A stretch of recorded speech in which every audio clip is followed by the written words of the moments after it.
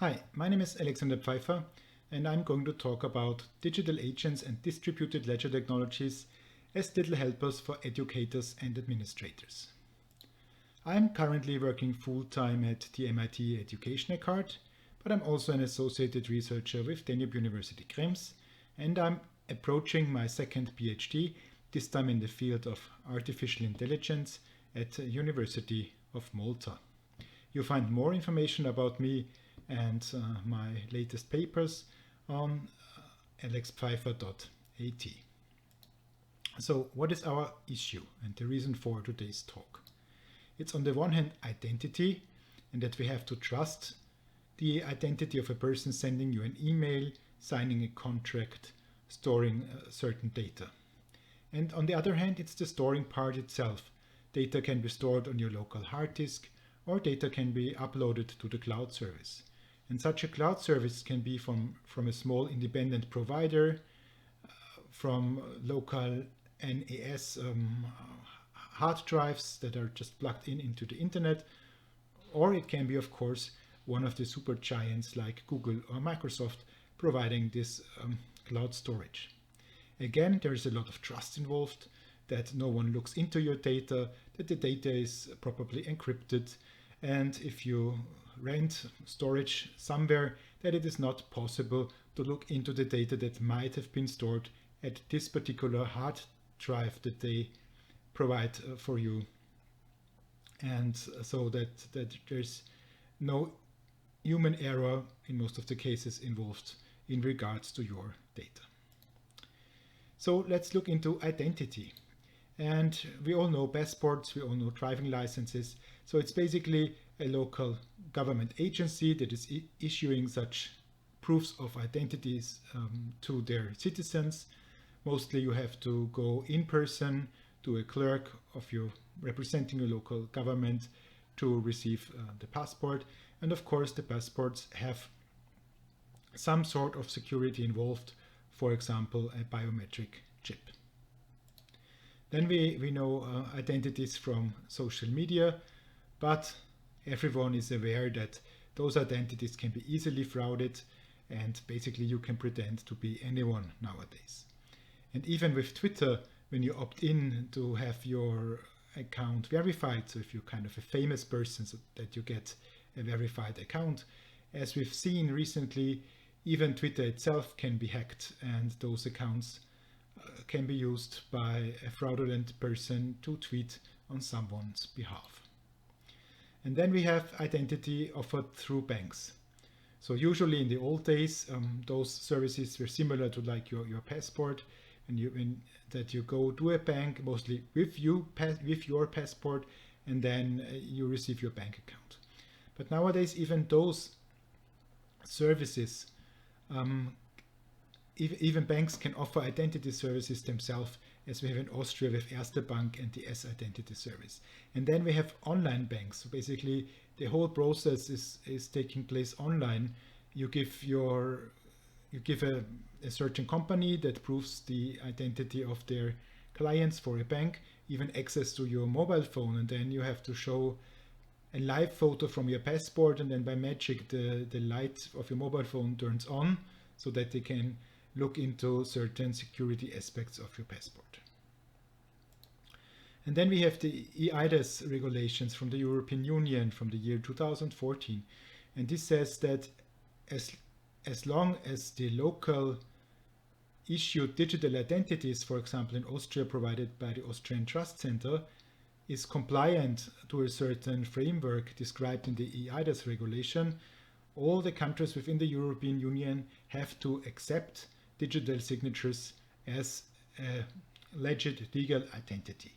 But the problem is, although from an IT security perspective everyone is in place, and although we have the legal framework behind, it is not yet that well known, and sometimes it happens that you send a digital signed PDF to someone in another country, but even in your own country, and they say that they don't accept this kind of signature, although they should by law.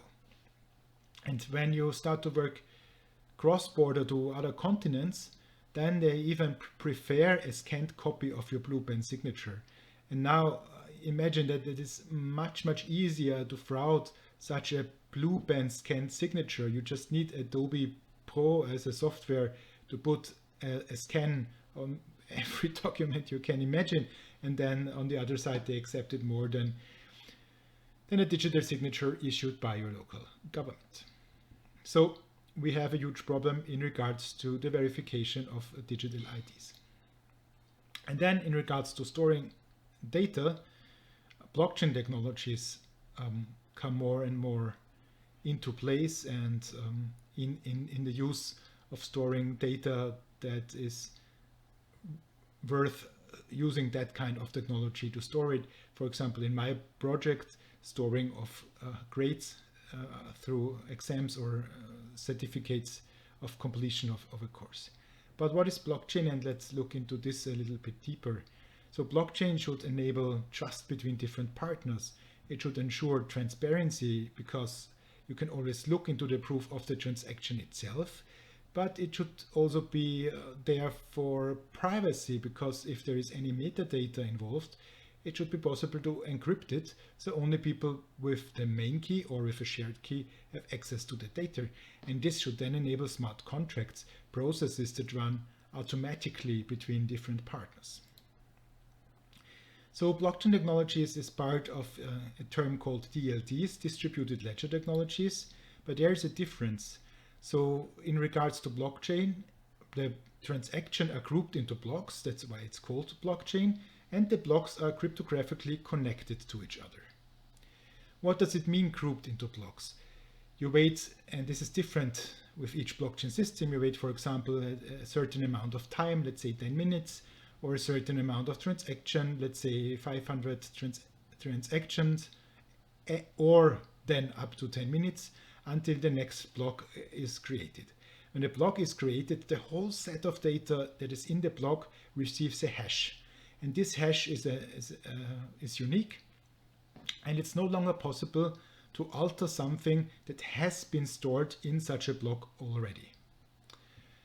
And then the blocks are connected with each other, and I'll show you that in a second, but you can also interconnect transactions with another. So I can do a transaction now, let's say it's in block number 5, and then in another transaction in 2 days, in block number 225, I relate, because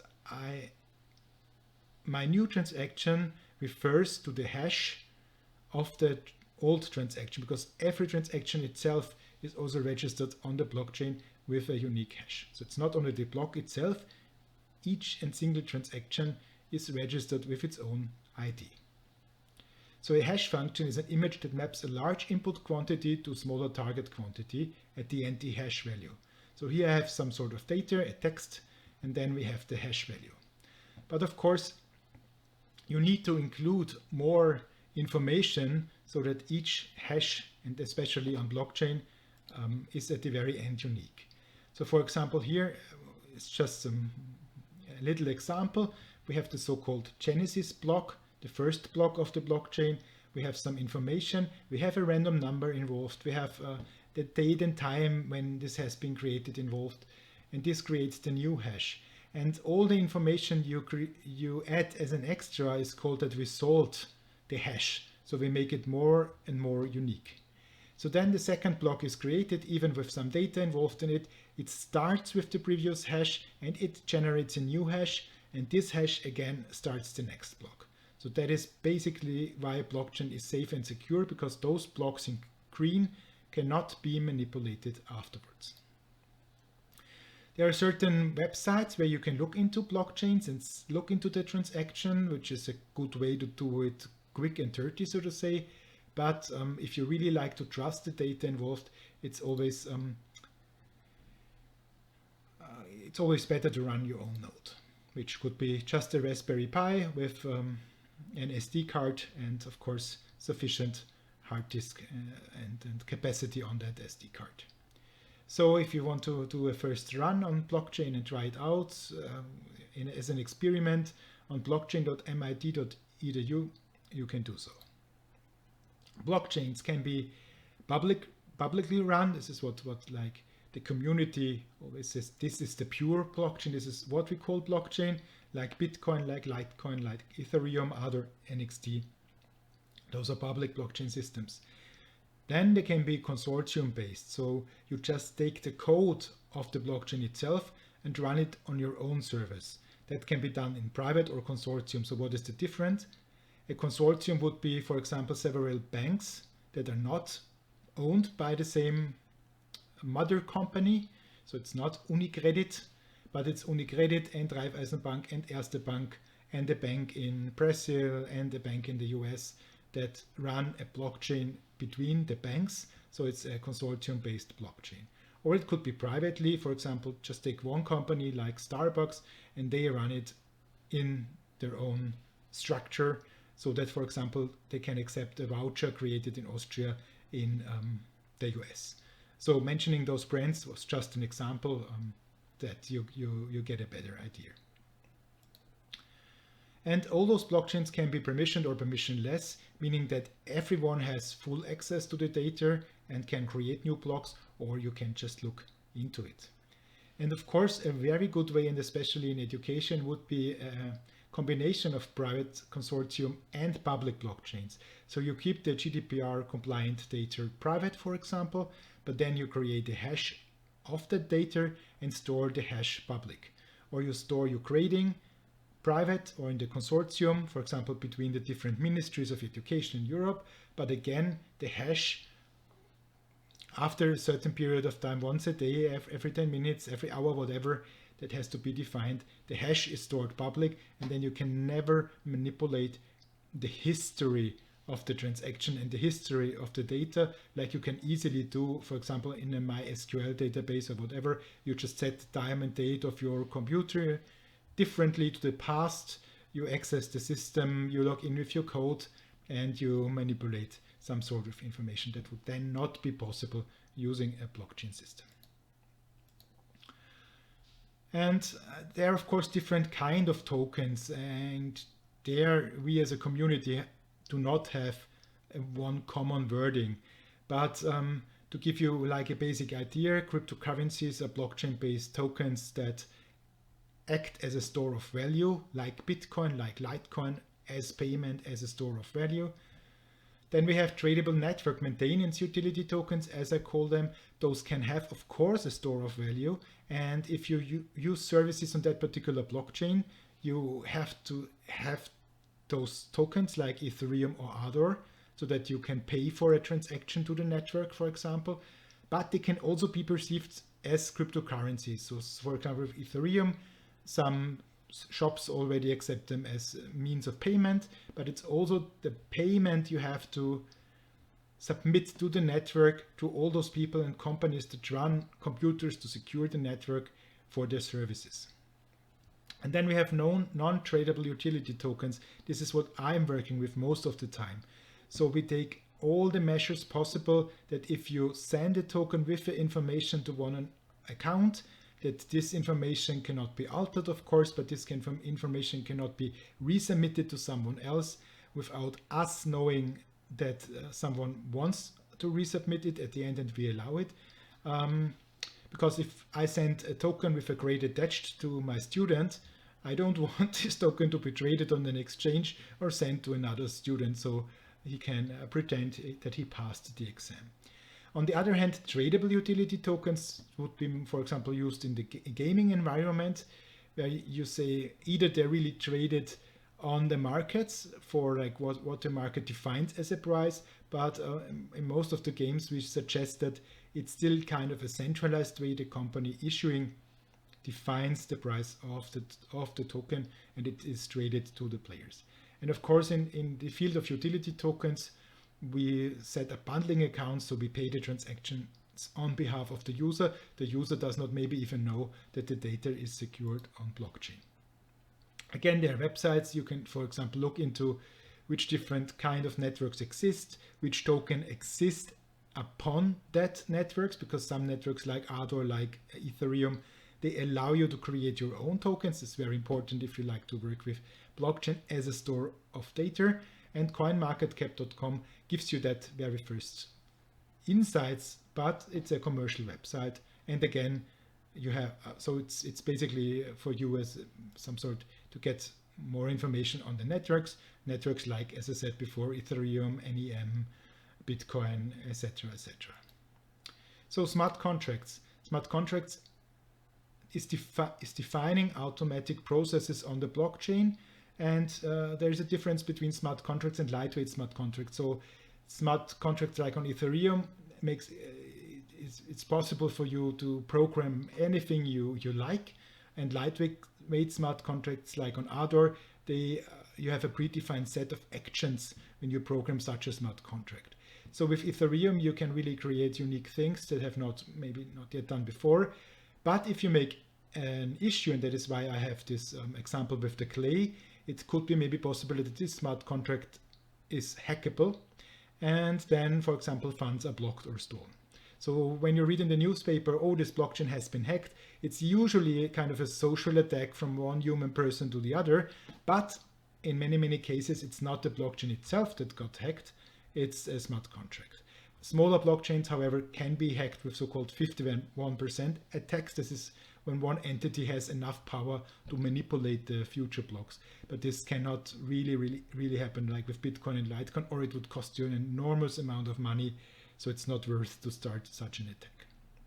Some general examples: we use blockchain when there are different parties involved, and when you want to gain trust between the parties, when you want to make an automatic system of the contracts to speed up things, to make things clearer in the legal content, and when you want to reduce the number of middlemen involved in such a contract. So for example, or my most favorite example for smart contracts is in the very near future, you have your car and you park your car, and there is a parking place with sensors.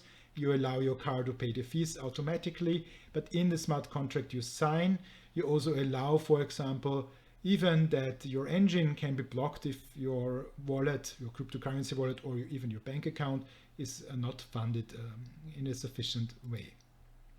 Voting can be easily done actually on blockchain if we solve the identity part. But it's not a technical issue actually, it's maybe mostly a political issue and an issue of understanding the technology behind. For example, there's this platform smartvoting.net where you can experience voting on blockchain, and it's really working perfectly.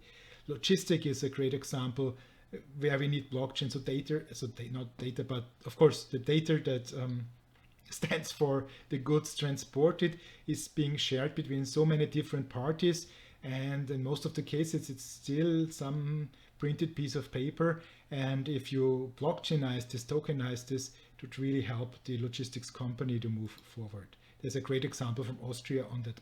By the way, they were in the finals of the last Austrian Blockchain Award. Music industry, so you share the revenue that you receive from that when your music is played on the radio or people are purchasing your songs. Esports, the betting industry, even peer-to-peer betting would be possible. So I play FIFA, someone else plays FIFA, and we set up a smart contract, and who is better gets the money that we put into the smart contract before, and then the rule is basically who wins gets the money, so no one can cheat. Securing digital assets on blockchain like in games. Cryptocurrencies for collecting games is one of the most famous examples. So basically you have a piece of graphic, a digital kitty, which is unique, based on unique piece of code, and you collect it and it has some sort of value, like with everything you collect. The last will is something you can perfectly set up smart contracts, although of course the notaries will give you several reasons why this should not be done. The main reason is that they are afraid of that they will lose their jobs when we do everything on smart contracts. Land registry is a very good example. Sharing energy that you produced with your neighbors. So there's no need to just get a discount from your energy provider, but you can directly sell the overproduced energy to your neighbors.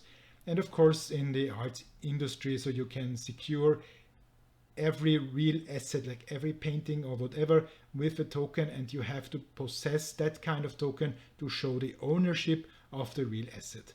Of course, if someone steals it and is just putting it in his or her own living room, he will never sell it, and this person will never be caught by police. He will not care about possessing the token. But if you want to trade it, if you want to resell it, or even if you want to set up a smart contract that a museum can showcase that painting for 3 weeks for this and that conditions, that's a perfectly use case for digital tokens. And then in social media, there have been many approaches, some good ones, some not that perfectly well done approaches. But the idea is that your like actually has value, or your contribution to a platform actually has value. There's a platform called Steemit, and we as Stand Up University 2 years ago at Christmas time, we tried this out. We basically wrote articles, liked other articles, and at the end there was the possibility to directly donate to us, and so we purchased tablet PCs and sent them to a school in Brazil because they were really in need and they were our partners. If we can create value using a blockchain-based social media platform. And of course, you can use a blockchain for many use cases in the COVID-19 crisis. And here you find a link where I wrote an article about that on the Comparative Media Studies blog. And then we have identity on blockchain already, and this, for example, from the Sovereign Foundation, an approach how to use the Ethereum blockchain to store identity and give it back into the hands of the users. But what I really, really like, and I encourage you to take a closer look into it, is from the W3C Foundation, which is setting standards of the internet as we know it. And they started to set standards in regards to digital identities on various blockchains. But you can be compliant to that standards and get a W3C verification. And one of those platforms is this one here. It recently won the hackathon from the Other network. And basically, you can start to create digital identities. You can use that digital identity to get access to certain services. And this also gives you the possibility to control your private key in a way that you as a user can set your private key yourself, and you can set up a new private key. And this would be possible, imagine, in 10, 15, 20 years when the computer systems got faster, faster and faster, and the private keys we create right now would no longer be sufficient to be unhackable. So that's really something to look into it. And for all the services, it's really important they are on GitHub. So basically they are reviewed by the community. It's like the reviews for your next holiday on booking.com, but of course done by IT professionals. And if you're not an IT professional yourself, again, you have to trust other IT professionals to look into it. But I love this way how the community itself is actually giving the expertise and the review on that kind of program code. And what we are working on at the moment is that we use SSL certificates in combination with those digital identifiers to basically say that, okay, my email address is alex.pfeiffer@donau-uni-ACAD, and as my email address is on that kind of internet address, and we as Stand Up University have an SSL certificate, plus some other aspects. For example, this person is mentioned on the website or has a telephone number or whatever. So you look into different kind of aspects, and all together would then verify that this is a person that exists, and this person works, for example, for this company in this or that position. Now, how do we combine all those things together? And one aspect of blockchain which is really important is the aspect of your wallet. A wallet, very similar to your wallet that you know, where you can put your banknotes in it, has the possibility to store the keys that give you access to the certain amount of tokens on the blockchain. And those wallets are, for example, here the Exodus wallet. It's a quite famous wallet which gives you the possibility to store the private keys of different blockchain-based networks: Bitcoin, Dogecoin, Ethereum, Dash, and also tokens created on that particular networks, which might also have a certain kind of value because they're traded on the market.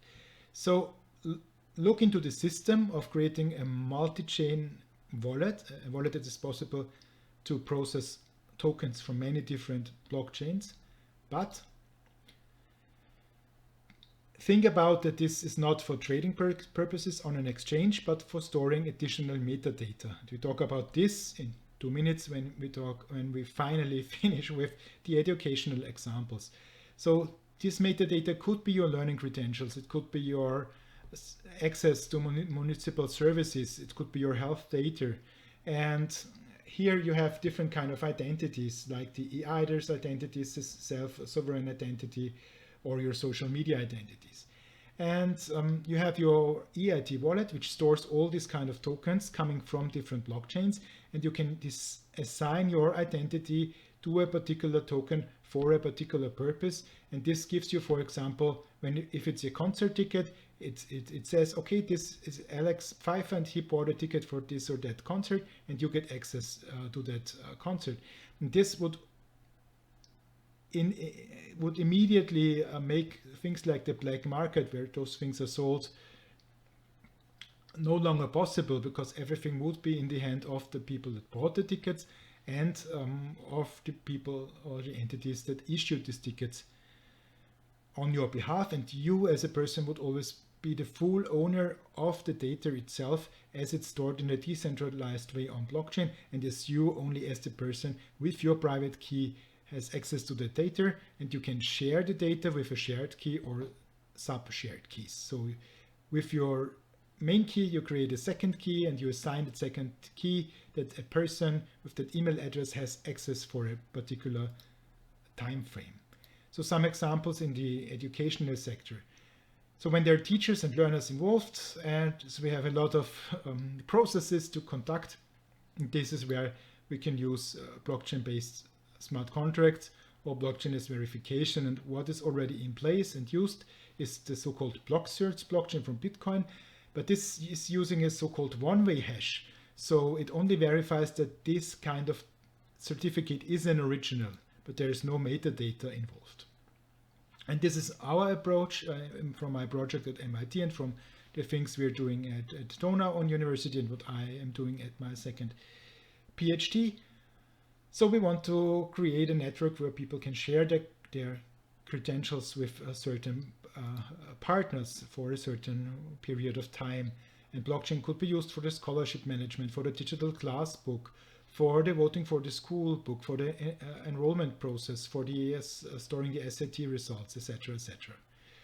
And in one of my papers, I was asking the people, IT professionals and professionals from the field of blockchain, what steps are necessary actually, and most of the people said it's about education, to get information, what is blockchain, what is it capable of, which are aspects should we look into, even of course when it goes into fraud or not secure measures. So this is also of course a huge aspect.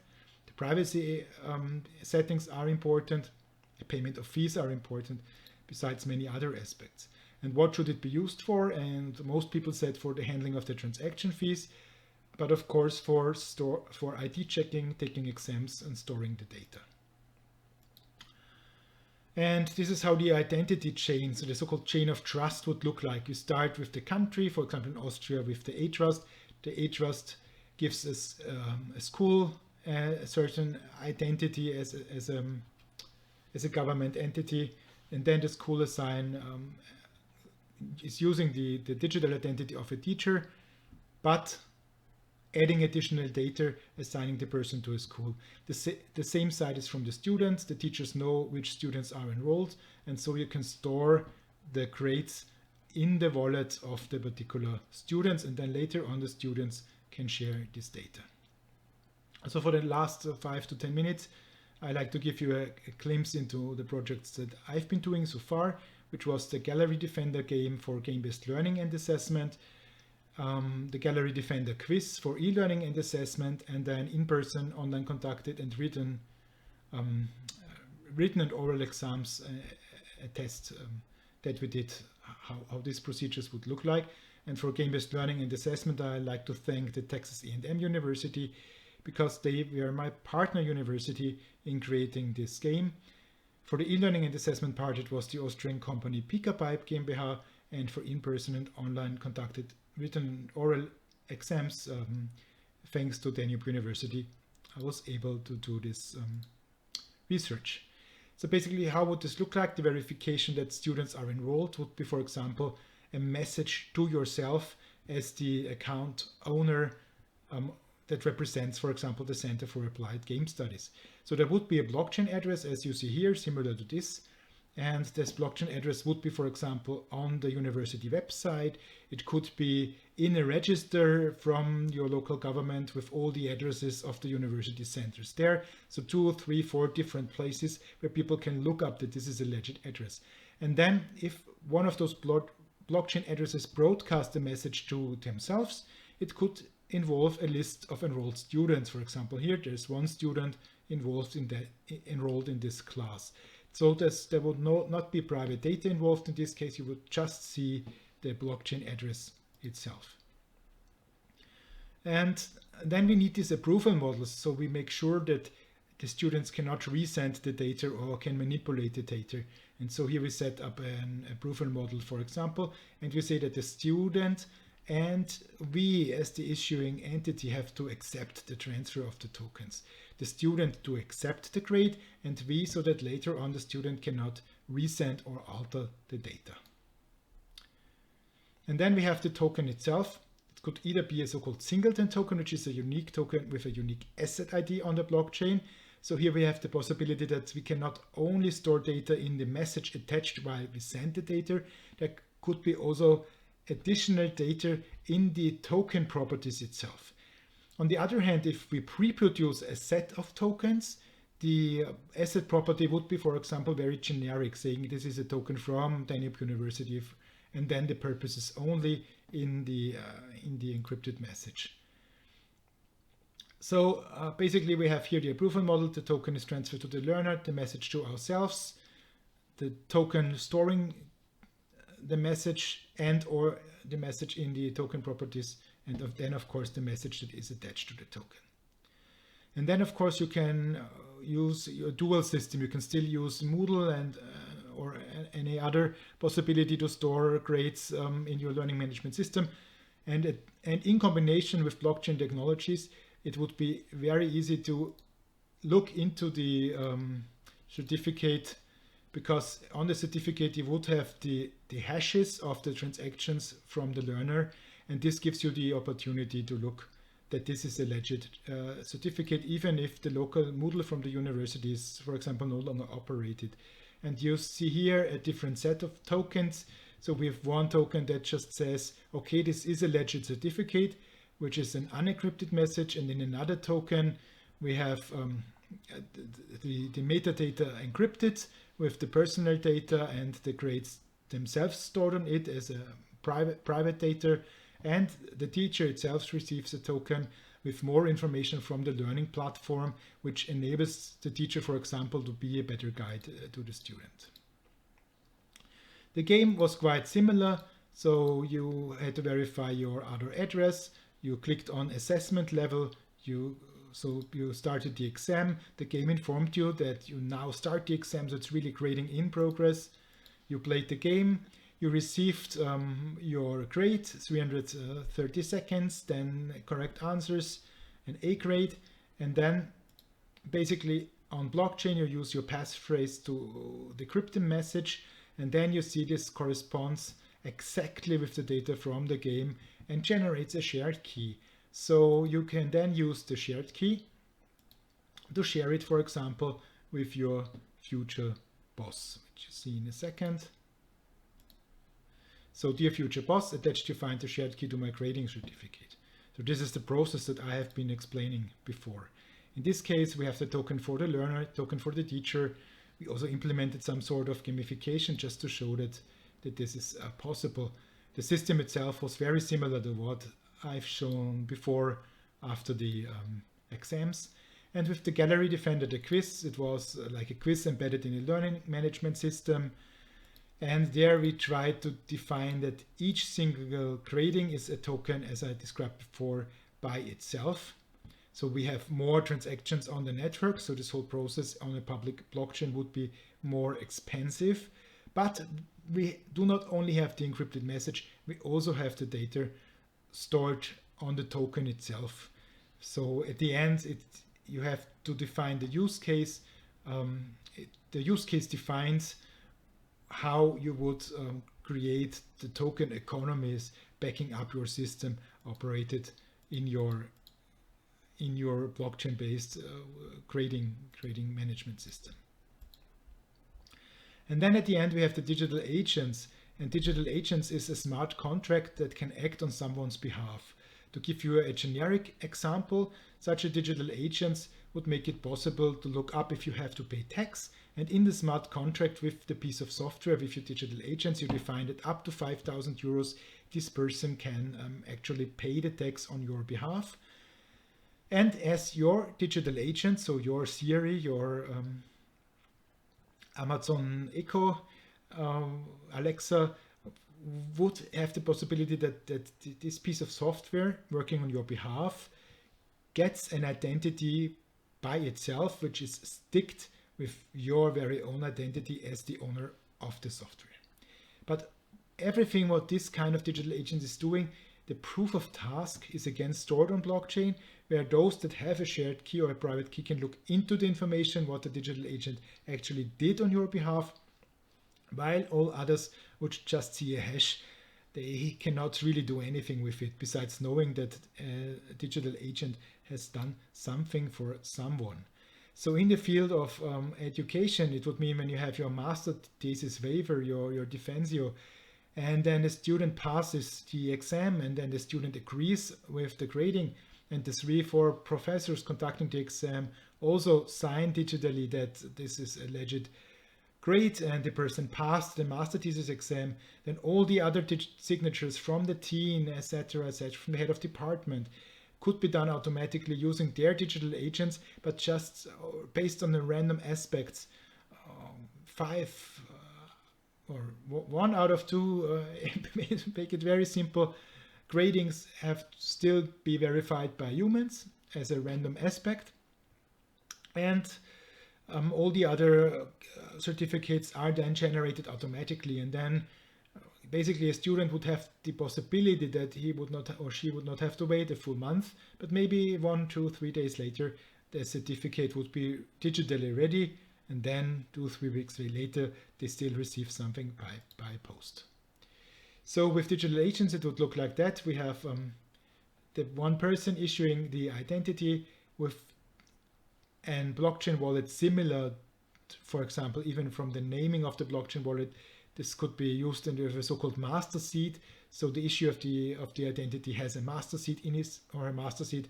Such sub-wallets would be created to the digital identities working on his or her behalf, and then they would talk to other digital agents submitting the necessary information for, in our case, the educational purposes, but for every kind of interaction in a digital way that you can imagine. So thank you very much. Here again my website alexpfeiffer.at and my ResearchGate.net profile, where you find all my research in this field. I'm looking forward to be friends with you and to discuss it more further. And of course I'm now here for at least some questions. We have around 5 minutes. Thank you very much. I'm looking forward to discuss it with you now.